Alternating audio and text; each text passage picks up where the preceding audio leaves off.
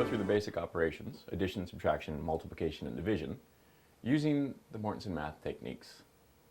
We use a game called Having a Party, and we also build tens and play a game called All the Numbers Want to Be a 10. And basically what we're teaching the children or the students is that numbers are made up of other numbers. And we use an emphasis on 9 and 10. And you'll see why in just a moment. We're going to start with addition, because that's where most people start in our curriculums in school. But understand that with Mortensen mathematics, all you need is the ability to count to 9, identify a rectangle, and understand whether something is same or different or not. And we can start anywhere, in problem solving, subtraction, multiplication, division, or addition. It doesn't matter.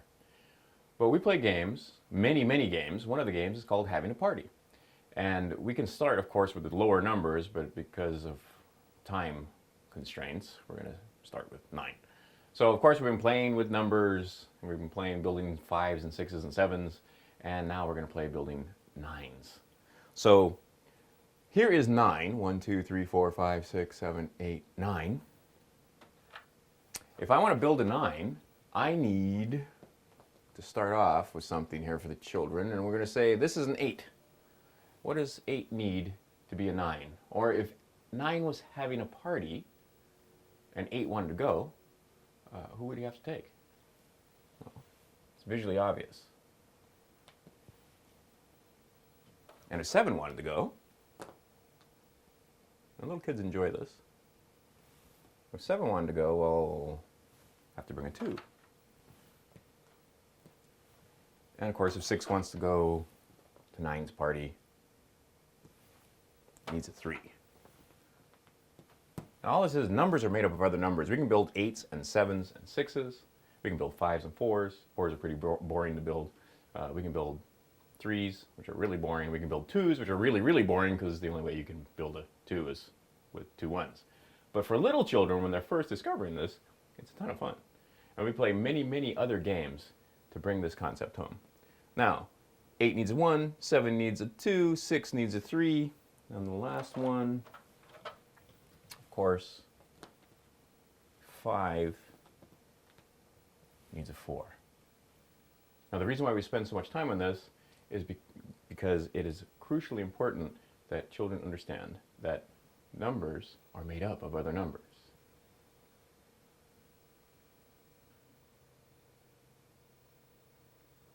All right, now we spend a lot of time and emphasis on building tens, since of course it's base 10 mathematics that we're teaching. This is a 10. Now, what does 9 need to be a 10? And of course, all the other numbers want to be 10s.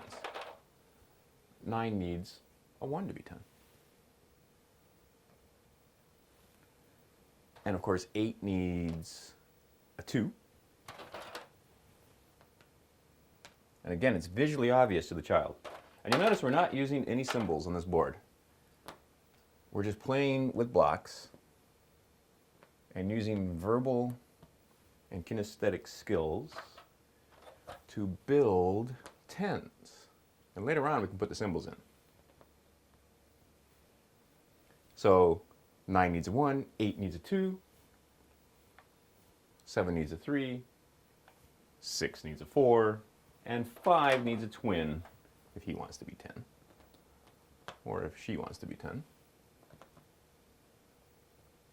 And all we've done here is build with blocks and have a good time. Now here, all we're doing is showing you the blocks. But we have lots of games where we build towers, and we can stand them up and make skyscrapers where they use their motor skills, their finer motor skills, to place the blocks on top of each other and basically understand that we can build numbers out of other numbers, and in this case we're building tens.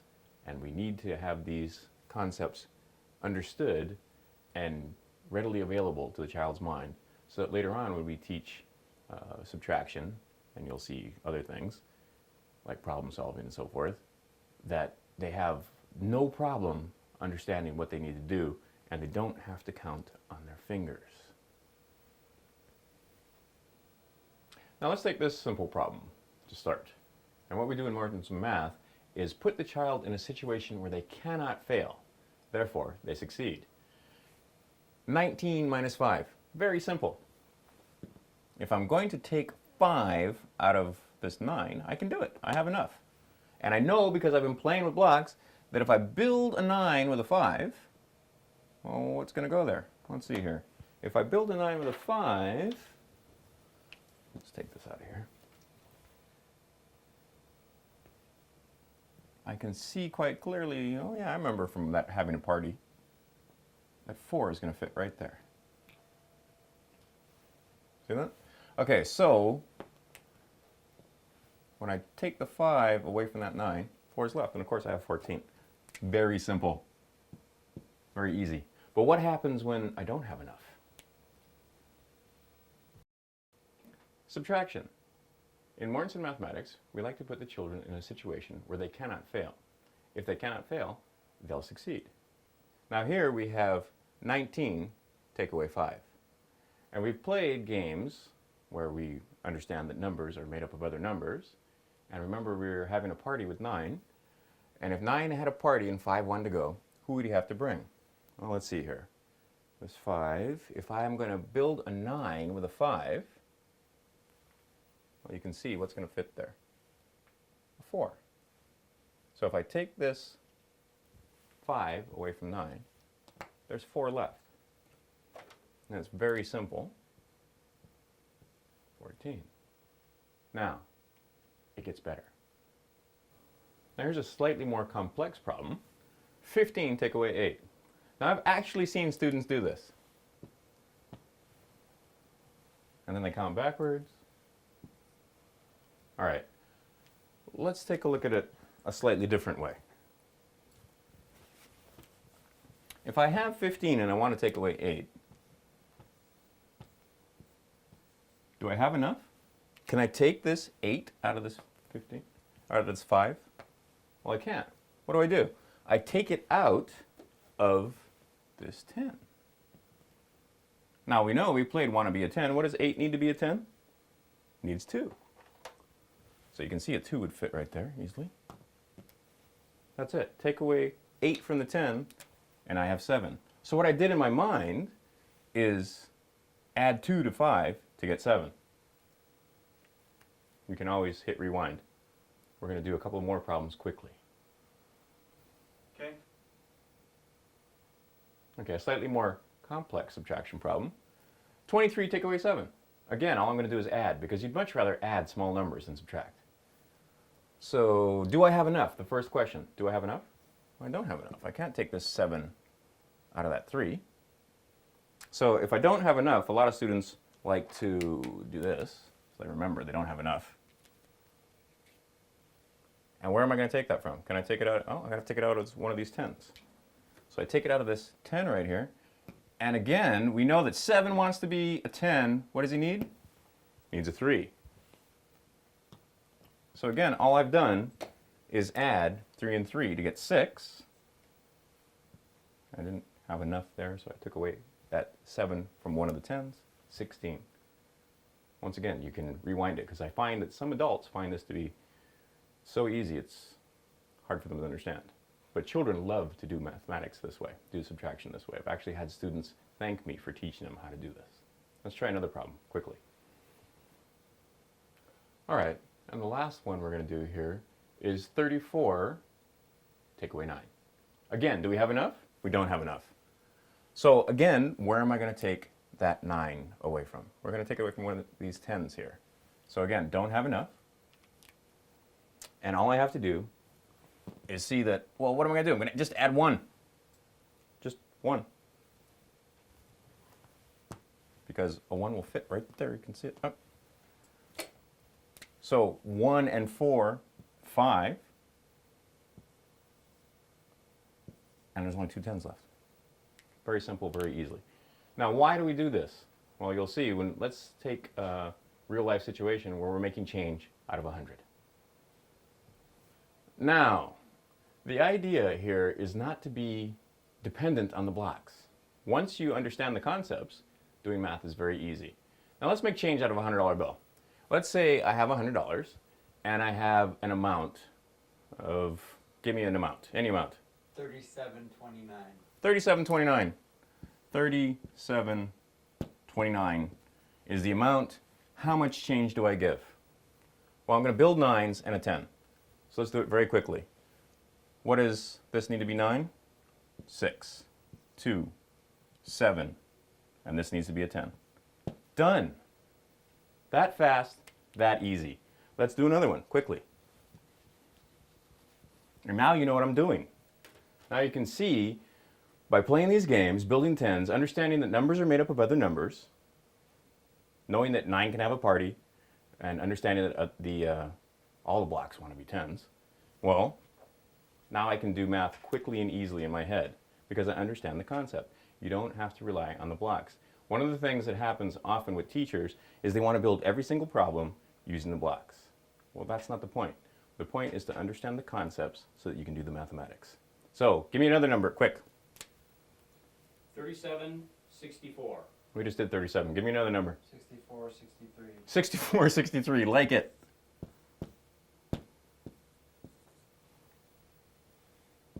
Again, what do I have to do? Build a 9. Need a 3. Need a 5. Need a 3. Need a 7. Done. It's that easy. Let's move on to multiplication. Multiplication is the absolute milestone in mathematics because it allows you to count very, very quickly. Now, let's take the example, simple example, of 3 6s. 6 taken 3 times. There it is. I have a rectangle, 3 6s. 6 taken 3 times. Let's see here. This side is 3. I can count it. 1, 2, 3. This side is 6. The whole thing must be 18. It can be nothing else. So what I have is 6 taken 3 times. And that's the same thing as 18. Now we play games, sing songs, and do skip counting. We can count 6, 12, 18. We've played lots and lots of games before we've ever moved on to this point.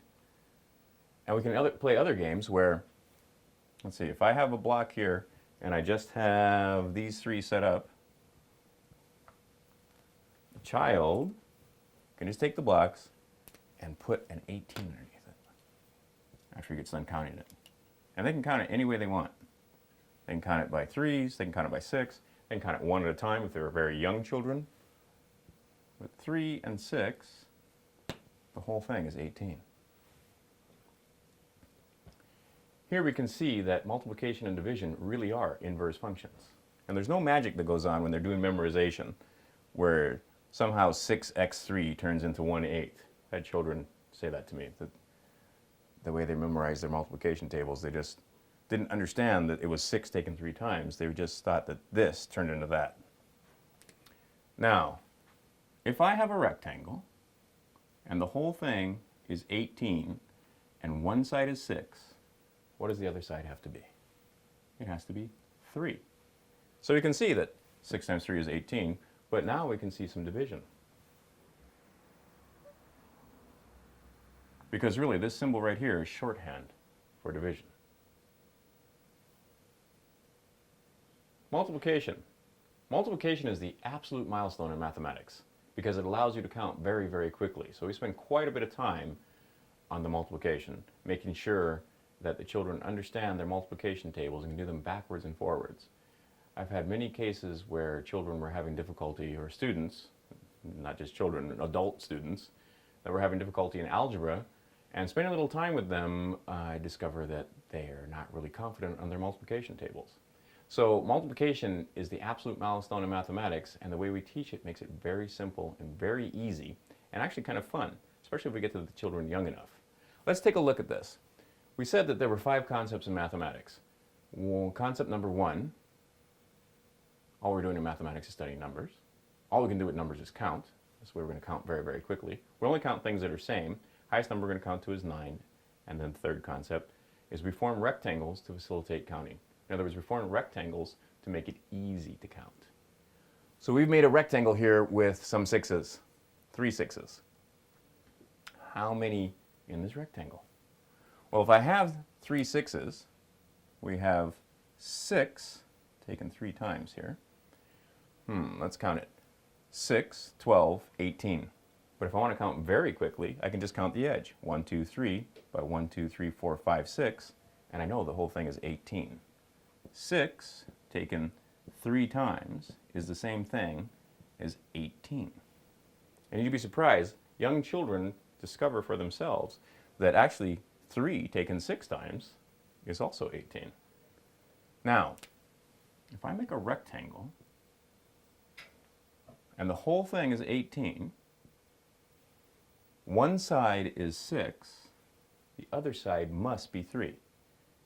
And we can see here that multiplication and division really are inverse functions. Now, can you see that 6 is contained in 18 3 times? Here they are.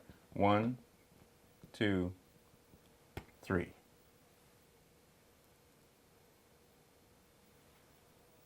I bet no one ever told you that this symbol right here is shorthand for rectangle.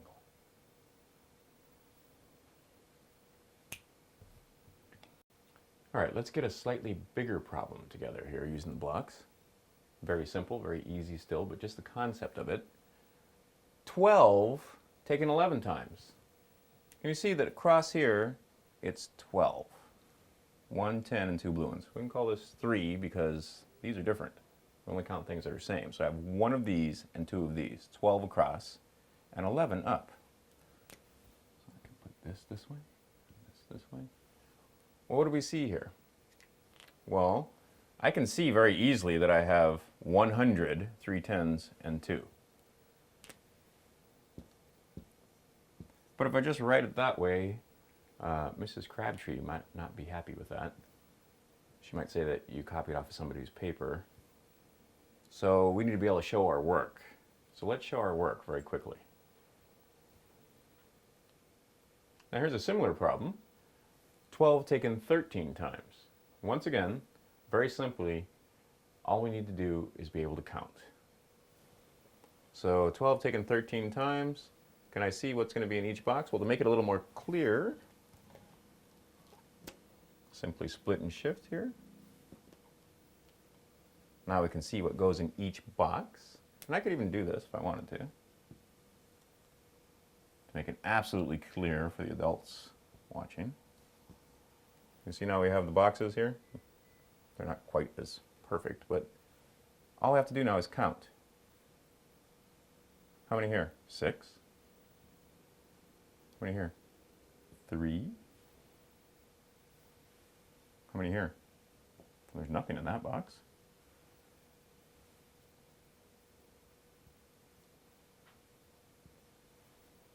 And then just count them all together. 6. 1, 2, 3, 4, 5.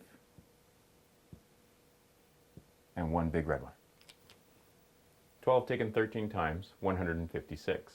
Very simple for small children. Very, very simple for even 4 and 5-year-old kids to understand. All we're doing is counting. Now, we can teach them as time goes by. 3 times 2, 3 times 10. 10 times 2, 10 times 10. Instead of just knowing or using the algorithm, multiply this, and a lot of times you'll even hear the child say 1 times 2, 1 times 1. When actually this is a 10, and this is a 10.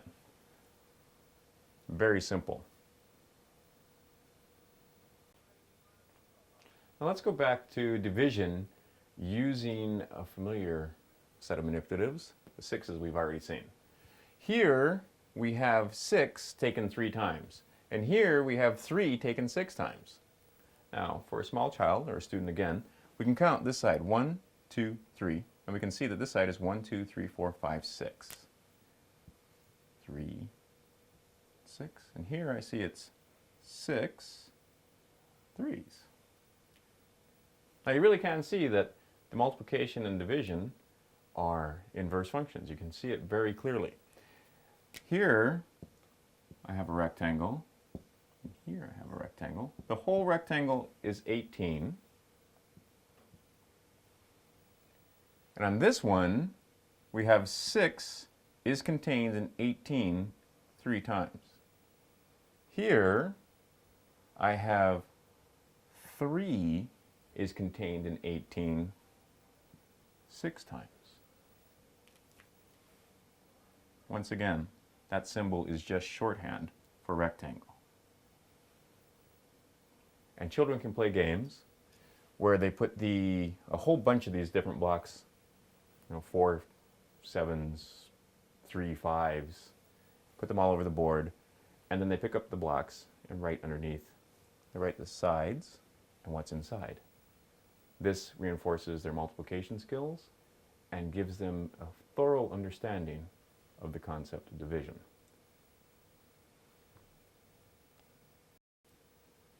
All right, let's take a slightly bigger problem. And in Mortensen Math, we always say bigger is funner. It's not good grammar, but bigger is more fun.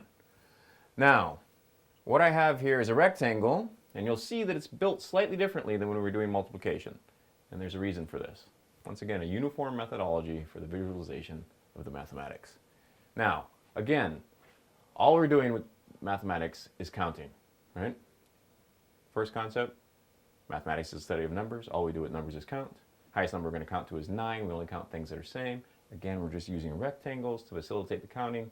We're not even into the concepts of 0 or 1. Now, let's see here. If I have 132 and one side is 12, you can see that this side is 12. We can count it if you're a small child. 1, 2, 3, 4, 5, 6, 7, 8, 9, 10, 11, 12. Or we can just count one of the blue ones and two of the green ones. And we have quite a few lessons about place value and so forth. But it goes very, very quickly because you'll see that it's pretty redundant. It goes pretty fast. We can see that this is 100. That's what that one means. 3 tens and 2 units. So if I have a rectangle where it's 132 and one side is 12, what must the other side be? Well, any little kid can see that this is 1 and one of the green ones. Now you remember, and that's it, we're done. But wait, it can't be that easy, and we have to show our work. But that's it. Now remember, when we were doing 18, the 6s and the 3s, we just counted the edges, 3 and 6. We didn't count the insides. Well, it's the same thing here, where we don't count these 2 or more here, we just count the edges. If this edge is 12, and actually you can see that this side is also 12, this side is 11, that's it. If this side is 12, this side must be 11. Now, what happens once again when you have to show your work? Well, when we show our work, all we're going to do is split it a little bit like that, so we can see the difference there. Now, can we see that right here we have 100 and 2 tens? 100, 2 tens. It's the same as 120 in English. What's left on here? Well, I can see there's 12 left. Now, when I count that 12, all right, we're done. It mirrors the work. Now, let's tell that story again, giving it some more meaning so that it's not just some algorithm for solving this. And what I see a lot of children do is 12 goes into 13 once. Well, it's not really 12 going into 13, is it? And doing the subtraction, or they just learn multiply, subtract, multiply, subtract. Let's learn the concept of it. Let's think about the concept of division. We're going to tell a story about Boy Scouts. All right, let's tell a quick story about Boy Scouts. There are 12 Boy Scouts, and they go and pick, I'm from Hawaii, 132 pineapples. How many would each Boy Scout get if the farmer tells them to take them home, divide them up equally and take them home? So let's get out our pineapples. Here's 100, 3 tens and 2, 132 pineapples. And now I'm actually going to get the Boy Scouts out. And here we have 3 of them. All right, here's a bunch of them over here. Look, some of them actually showed up in uniform. I don't know about you, but when I was a kid, nobody showed up in uniform. But here's 3 of them that showed up in uniform. Here's a couple of tall Boy Scouts. Here's a short Boy Scout over here. And now what we have to pass out our pineapples. Can we pass them out one at a time? Oh, that's going to take forever. We've only got an hour here. So let's see, could we pass them out 10 at a time even? 10, but then I'd have to start breaking up this one. Could pass them out like that, but then I'd have to break this one up to fit. All right, so can I pass them out really quickly? Watch this. I can think of a way to pass them out very quickly, just like that. Now, can you see that he gets 10, and this guy gets 10, and the short Boy Scout over here gets 10, everybody gets 10. How many are left? 12. Are we done passing out pineapple? Well, we still got to pass out these 12 pineapple. Now we can see that each Boy Scout gets 11. 10 and one more. And we can see, again, that our notation mirrors our manipulatives. Where first we passed out 120 and we had 12 left. We weren't done passing out our pineapples when we had those 12 left. We passed out 12 more, and now we're done passing out pineapples. And let's take it a step further. What if I had 133 pineapples? Let's get this extra pineapple in here. Well, then you can see that instead I would have had 13 left over. And then when I passed out 12 more, I'd have 1 left. What do we call that? A remainder. It remains outside the rectangle. But this farmer says, well, you can't take any pineapple home unless everybody gets an equal share.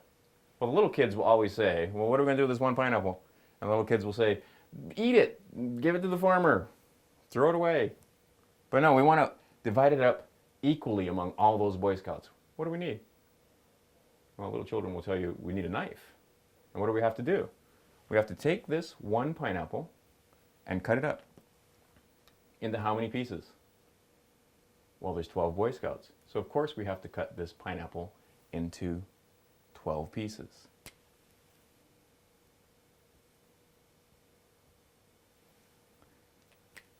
Now, instead of just putting remainder 1 there, which is what the first see, we can start getting into fractions. And they can see that it's not, I've seen children do this. Because they couldn't remember which one to put it over, because they just learned some memorization technique or some algorithm to solve this, and then they got confused at the very end, and instead of putting 12 there, they put 11. But if you understand the concept of division, we understand that it's that 1 divided among those 12 Boy Scouts. Division, very simple. Let's move into fractions. All right, let's take this simple problem in fractions. 1/2 plus 1/3. Well, that should be simple, right? Now, I've given this problem to older students, sometimes juniors and seniors, just to ascertain where they are in their mathematics. My child is having trouble with algebra. Well, let's see what happens here.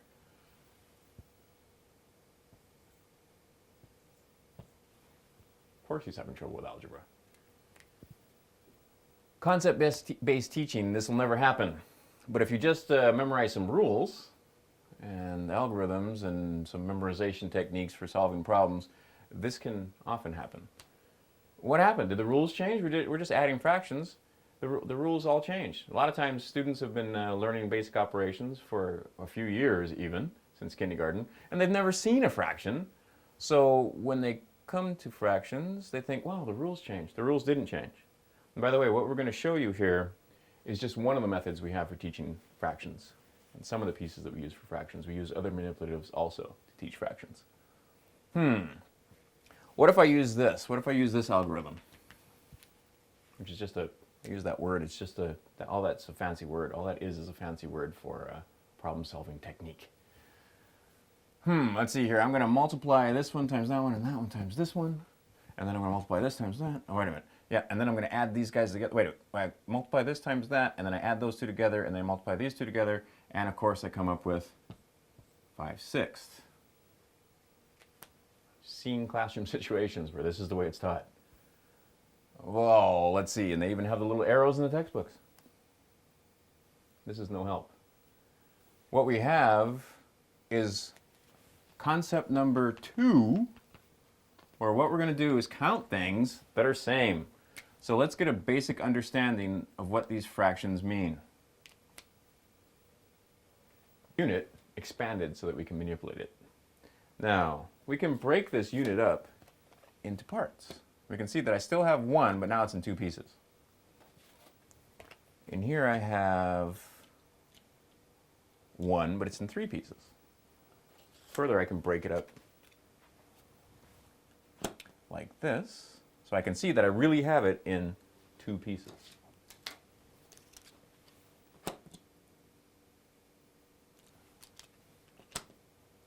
And here I have it in 3. Now, what does this mean? Well, here I have 1 of the halves kind.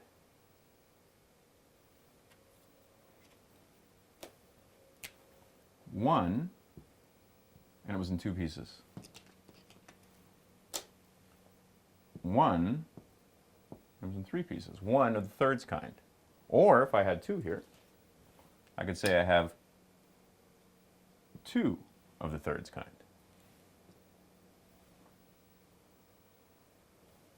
So let's take a look at fractions. Here's a simple problem. 1/2 plus 1/3. Often I'll give this to students to ascertain where they are in their mathematical ability. Juniors and seniors who are having trouble with algebra sometimes get this problem wrong. Let's see. You just look at it and they don't remember the rules, so they just add everything together. Well, gee, why are they having trouble with algebra? Because here's what they learned. Let's see, multiply this one by that one by that one, to this one and that one, and then, okay, so now if you know that, then you realize that, and I've seen this in textbooks, with the arrows and everything, we have a little problem here if that's all they know. Let's take a look at this again. If I have 1/2 and 1/3, with our manipulatives, and I'll develop this for you in just a second, 1/2, this is half of a unit, and 1/3, this is 1/3 of a unit, certainly can't be the same as 2/5. We can see that. It's visually obvious that they're not the same. So now that we know what it isn't, let's figure out what it is. All right, what we have here are some fractions tiles. And what I want to stress is that this is only one of the ways that we can explain fractions to children. Now, do you see here I have 1 and I've made it bigger so I can manipulate it and we can talk about it. There's 1, but now here's 1 broken into 2 parts. And here's 1 broken into 3 parts. And of course we could break it into 4, 5, 6, 7, 8, 9, etc. Now, let's see. Further, I can go here and see that I have actually 1 of 2. It would take 2 of these to make this. In other words, it's half of this. And here I have 1 of 3. How do I write this? I need some symbols. 1 of 2 parts. 1/2. This is the numerator. It tells me how numerous. This is the denominator. The denominator, the name of it, tells me what kind. So here I have 1 of the halves kind. Here I can show 1 of the thirds kind. And if I had 2 of them here, of course I could say I have, how numerous is it? Well, this time it's 2 of the thirds kind. So let's get back to our problem. What I had was 1/2 plus 1/3, and I wanted to know how much I had. And to make it more real and tangible to the students, let's tell a little story.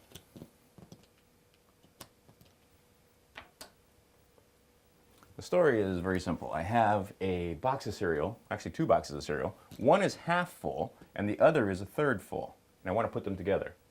Now for little kids, we can just ask the simple question, if I put a third and a half together, will I have enough room in the box?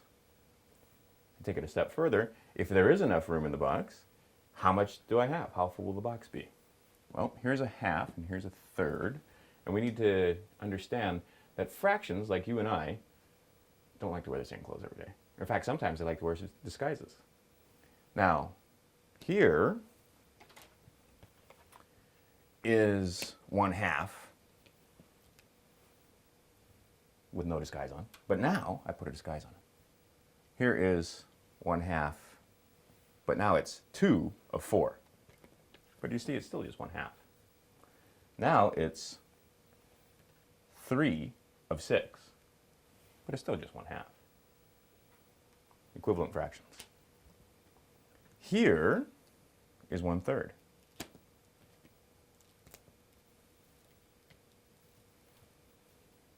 We can do the same with 1/3. 1/3 is the same thing as 2, 1/2 of 6. 1/2 of 1, 2, 3, 4, 5, 6. And when you get larger, you can see that we can also teach skip counting and multiplication using these fraction tiles at the same time as we're teaching fractions for the very young students. Now, let's see. Because I'm pressed for time, I'm just going to do this. I know, because I have some experience in mathematics, that I want 6th kind. We can develop that with the students. And once again, because I'm doing this very quickly in an overview, fractions alone, we could spend 2 hours teaching fractions on a tape or on a DVD. Anyway, 1, 2, 3, 4, 5, 6. 1, 2, 3, 4, 5, 6. Oh, we've got same kind now. We have 3 of the 6th kind. And you can even see if I flip this around that these pieces are exactly the same. They're exactly the same size. And again, this is only one of the ways we teach fractions. Here I have 2 of the 6th kind. Now that I have same kind, remember concept number 2, we only count things that are same, I can see that I have the same kind here. 3 and 2 is simply 5 of the 6th kind. And we can see that it would fit in a box. Because the box isn't full, it's 5/6 full. So that's how we get 1/3, or excuse me, 1/2 plus 1/3 is the same as 5/6. And what we did is we just multiplied by 1. And when we get to the algebra, this will be very important to understand.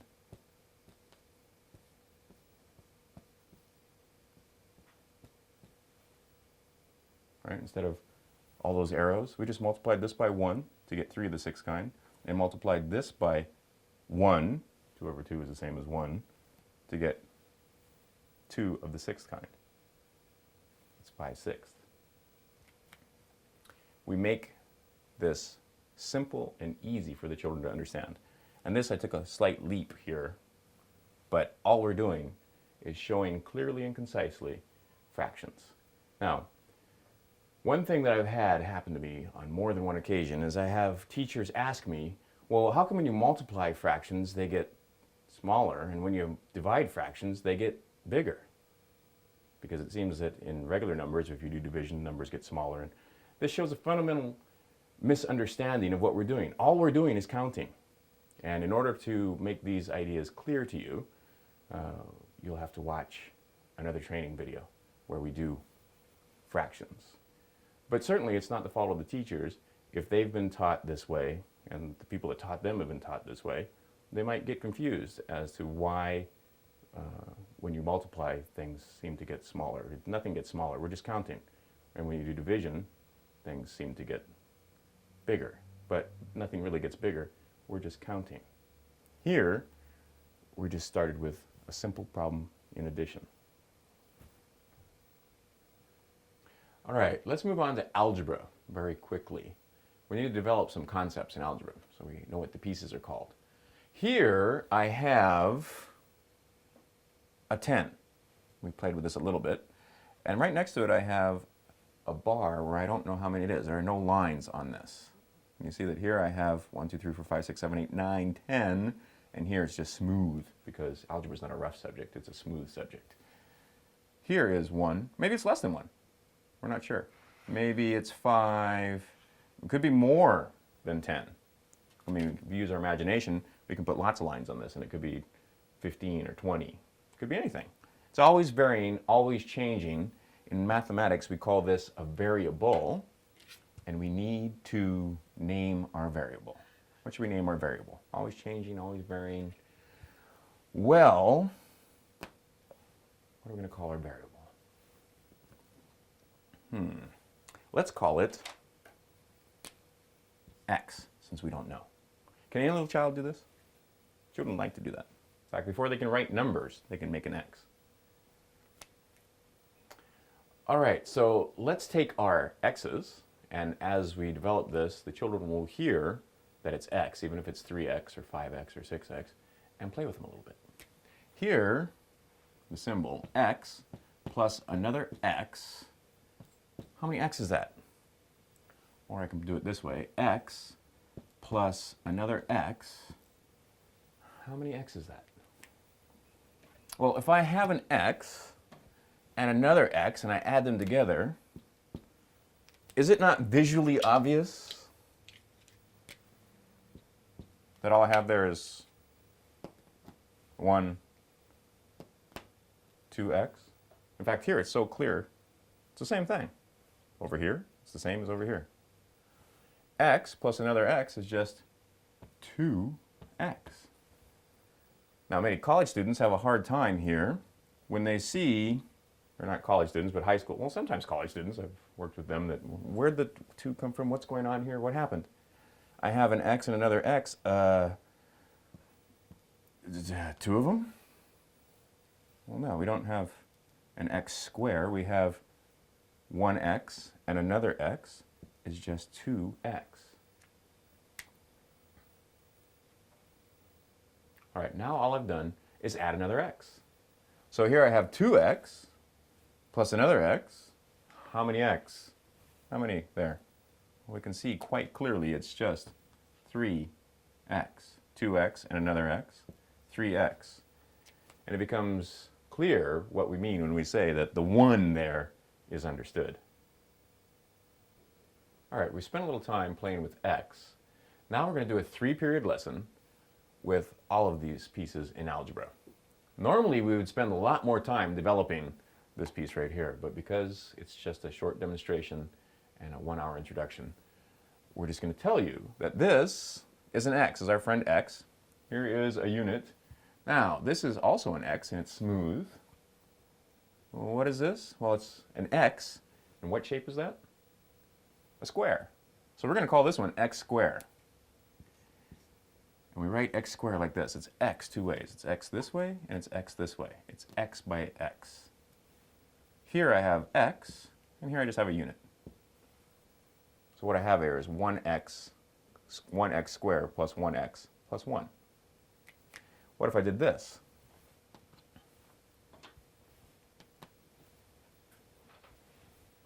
Well, now can we identify what we have? We have X squared, 3X, and 2. Now, a 3-period lesson goes very simply and very quickly. This is an X squared. This is X, or these are X's, and these are units. And I could write it down here to make my symbols match my manipulatives.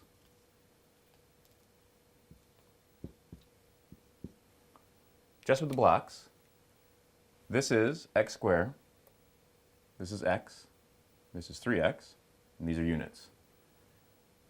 This is, now, you ask the student, show me which is the X.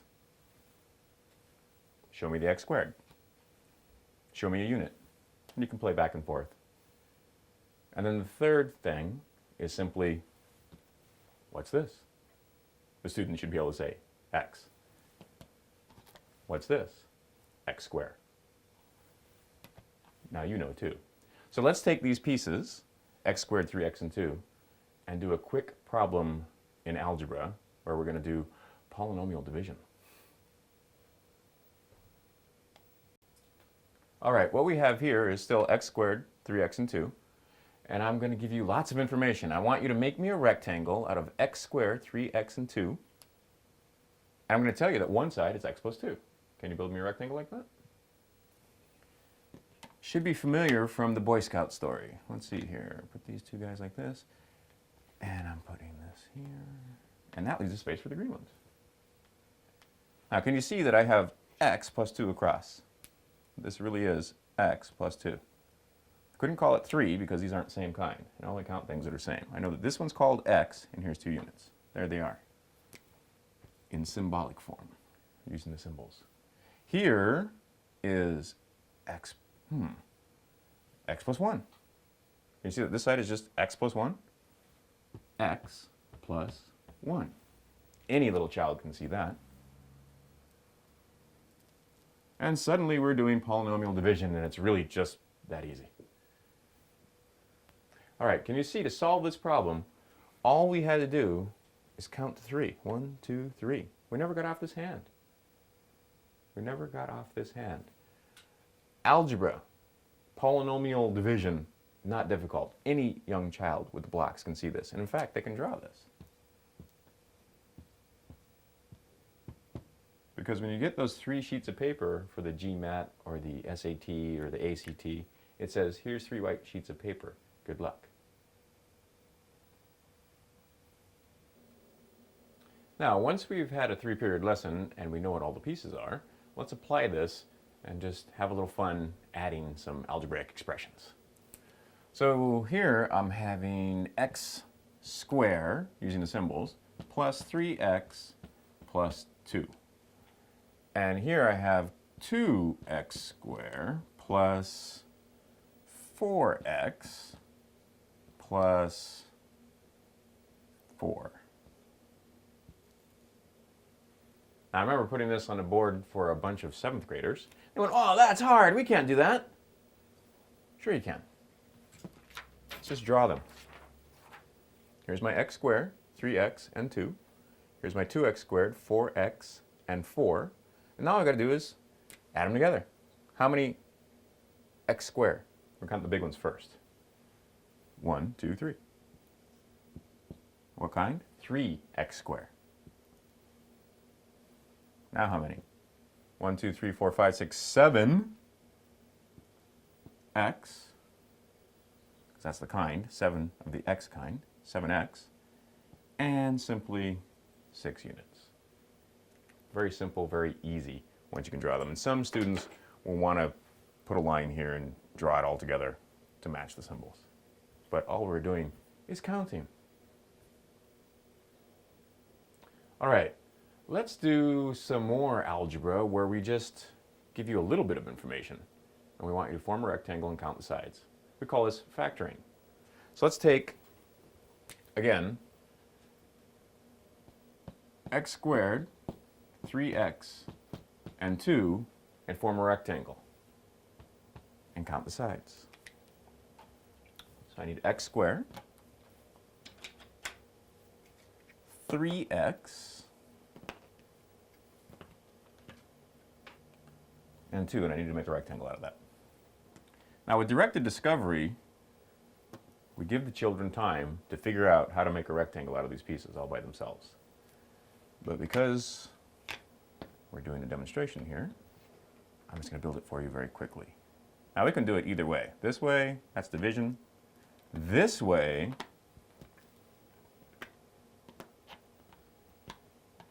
is multiplication or factoring. What I've done is put one on the side, the rest on top, and that leaves room for these 2 little green guys to fit in there. And once again, all I have to do is count the sides. I can see that it's x plus 1 across, and it's x plus 2 up. And all I'm saying is that x squared, 3x, and 2, this whole rectangle, these are the sides, or the factors. All right, let's do a second problem in factoring. X squared, 4x, and 3. Here I have my x squared, 4x, and 3. And for little children, if we were doing these problems in succession, which we most likely would be, they have to figure out, well, the other one said 3x, and I would need another x, and I'd need another unit. Now, here I have 1 on the side, the rest on top, and that leaves a space for the green ones to fit in, as little kids like to say. So if I form a rectangle and just count the sides, can you see here I have x plus 1 across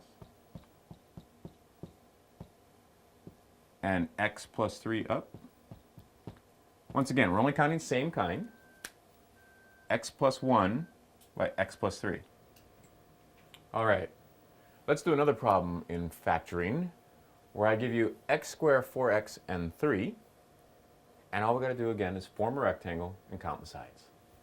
So here, I put one on the side, and the rest on top.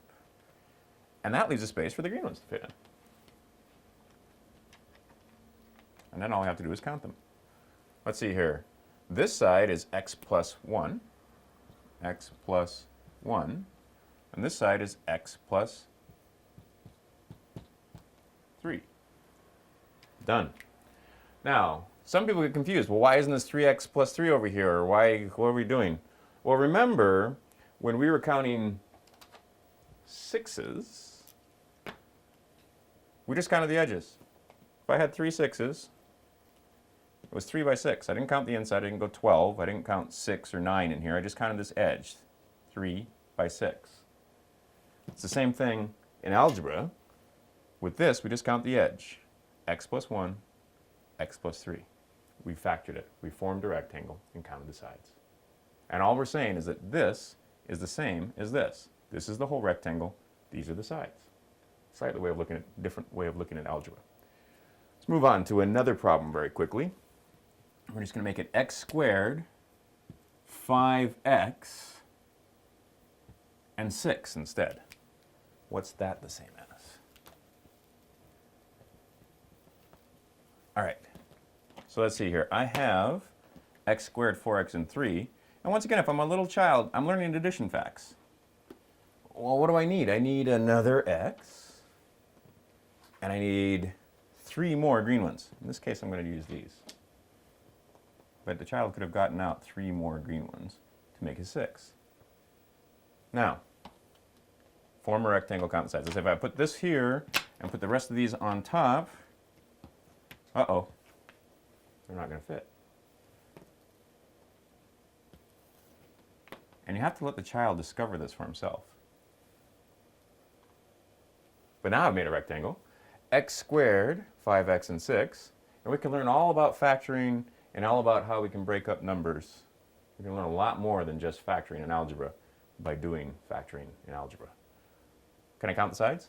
X plus 1, 2, x plus 1, 2, 3. Just counting the edges, I have x plus 2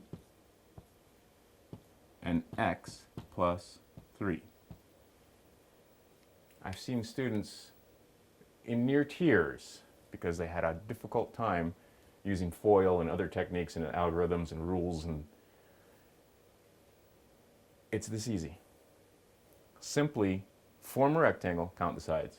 And once again, because we only have an hour here, I can't get into negative coefficients and so forth, but just you can see that we can teach the mathematics using these blocks very simply and easily.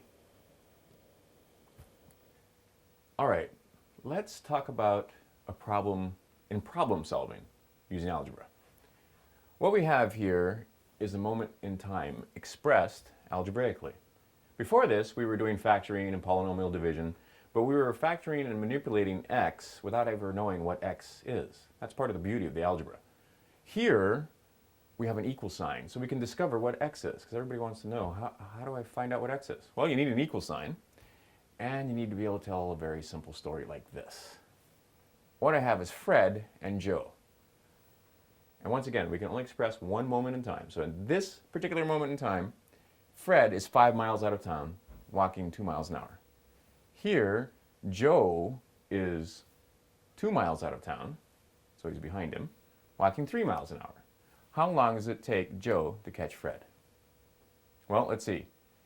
Expressed this way, it's very hard for the students to see that these things really are same, because they certainly don't look same, and I don't see very much that's same on both sides.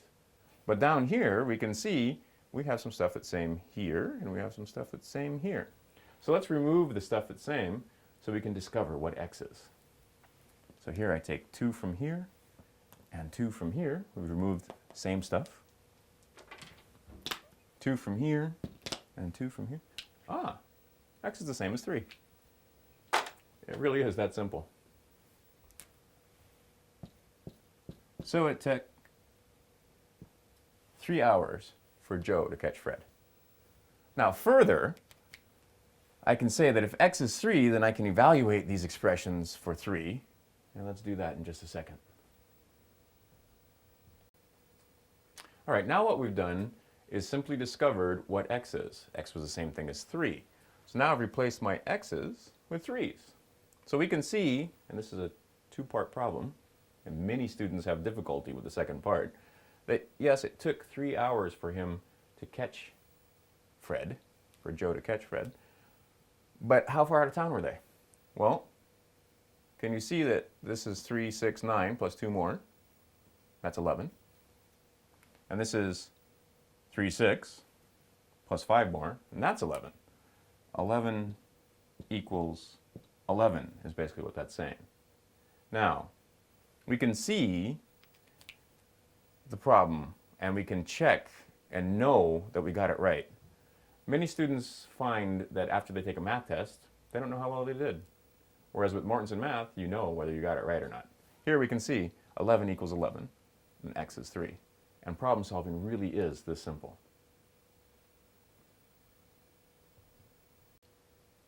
Over the last hour, we've covered 5 concepts in mathematics using Mortensen Math manipulatives to make the math understandable and easy. I hope you enjoyed this little introduction, and thank you for your time.